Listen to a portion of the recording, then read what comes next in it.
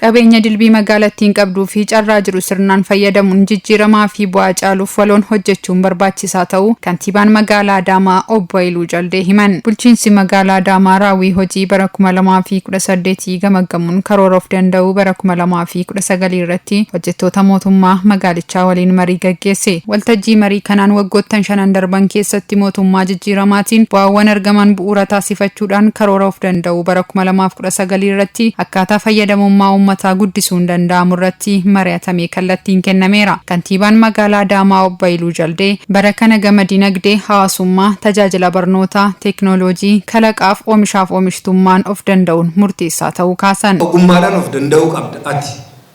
Seektarri, manni, nageenyaan of danda'u, wabii nyaataniin of danda'u, teekinooloojiin of danda'u, hoggansaan of danda'u.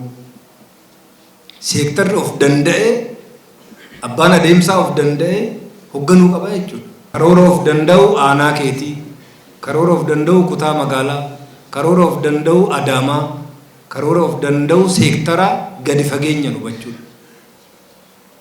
Bakka hanqinni jirutti sirreessu, karooricha kan ofii taasisu, karooran immoo hogganamuudha. Itti fayyadama teekinooloojii caalman guddisuudha. Tajaajila kamuu waraqa maleessa taasisu jechuudha. Seektarri hundi ijoon dubbii immoo tajaajila uummataa, tajaajila mootummaa daran fooyyessuudha jechuudha.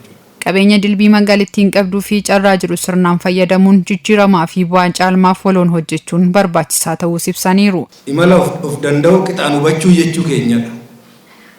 Karoora of danda'u jechuun dhimmicha hubachuu jechuu keenyadha. Tokkoffaan potenshaala keenya sakatta'uu fi hubachuu jechuudha.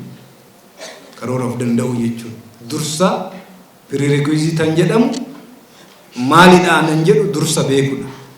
Qabeenya uumamaa maal qabda? Iddoo akkamitti argamta?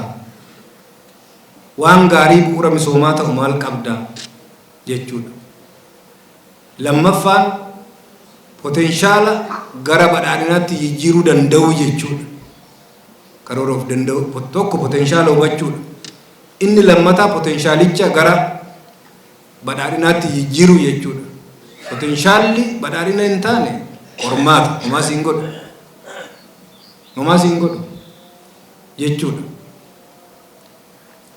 Kana jechuun potenshaala hoogganuu jechuun maal jechuudha? Magaala diinagdee hoogganuu dandeessu ta'uu qabdiidha. Akkamiin mul'ata diinagdee ifa ta'e qabaachuu, oomishtummaa guddisuu, qusannaa fi investimentii babal'isuu magaala danda'e jechuudha.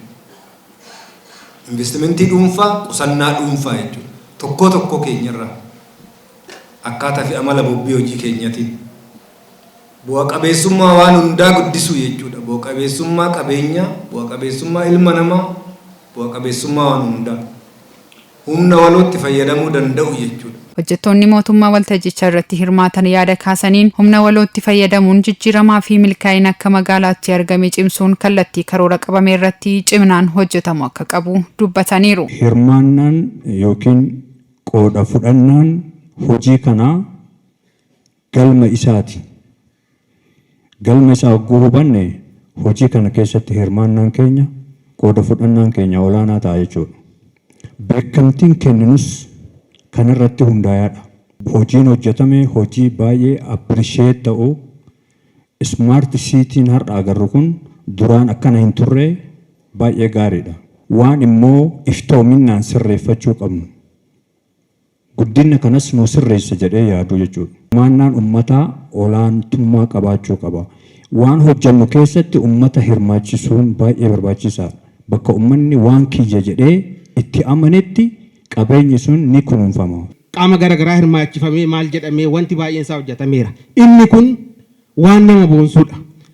Galmi of danda'uu, karoora of danda'uu kan jedhamu tokkotu jira. Autonomous state yookiin immoo autonomous city gochuudhaaf magaalaa of dandeesse gochuudhaaf maaltu nu barbaachisaa? Nyaannu kan dhugnu kan uffannu wanti hundi isaayyuu as keessaa ta'uu qabaa jedhanii marsaa lammaffaadhaan natti fakkaateen kuni isa kanarratti akkuma isaan jedhan magaalaan tokko biyyi tokko kan ishiin of kabachiistu koomitimentii yookiin immoo kutannoo lammii ishii gootuun irraa qabeetinidha. Kanaaf dhaloota keenya kana, lammii keenya kana, biyya keenya kana fuulduratti oofuudhaaf ofitti fudhachuu odoo dandeenye baay'ee gaariidha.